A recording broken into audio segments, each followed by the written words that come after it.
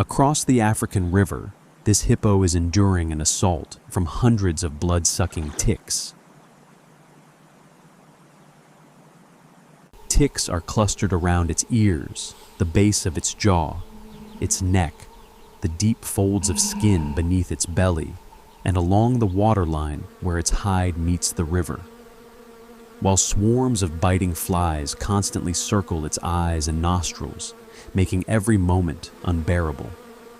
Along the waterline where its hide meets the river, leeches anchor in the wet skin folds, adding to the assault from every direction. It has tried everything, submerging itself for hours, rolling across muddy banks, pressing its body against the riverbed. But the ticks refuse to let go.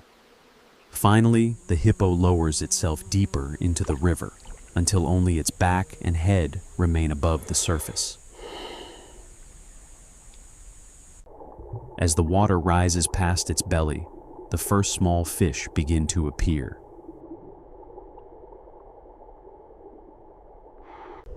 Within just a few minutes, a dense school of fish surrounds every part of its body beneath the surface. From its belly and groin to its legs, knees, and the thick folds of skin around its lower body. Almost no exposed skin is left untouched. Hundreds of fish press their mouths against the hippo's submerged hide, carefully searching every fold of thick skin for parasites. As soon as one fish moves away, another immediately takes its place. Together, they move like a living carpet, covering the hippo's entire lower body beneath the surface. Where ticks are most concentrated, several fish crowd into the same spot, pecking and pulling at parasites that cling tightly deep inside the skin folds. Meanwhile, above the surface, red-billed oxpeckers begin to arrive. They land on the hippo's back and shoulders before quickly moving toward the areas with the heaviest tick infestations.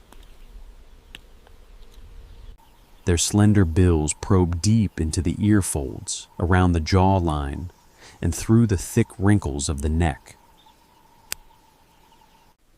With every precise peck, another tick is removed. The birds work rapidly. The moment one tick is swallowed, they step to the next spot, searching for more hidden parasites. Beneath the water, the fish never stop working. They constantly change positions, covering everything from the hippo's belly down to its legs, inspecting every patch of skin, every wrinkle, and every layer of soft mud still clinging to its hide. Above the water, the birds clean the areas the fish cannot reach.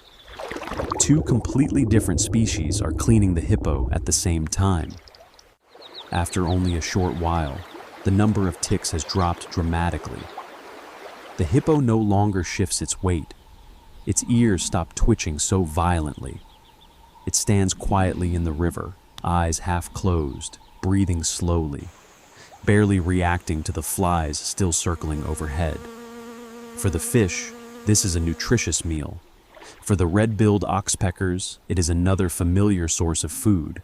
And for the hippo, it is a relationship that has kept it alive in a body it cannot clean alone.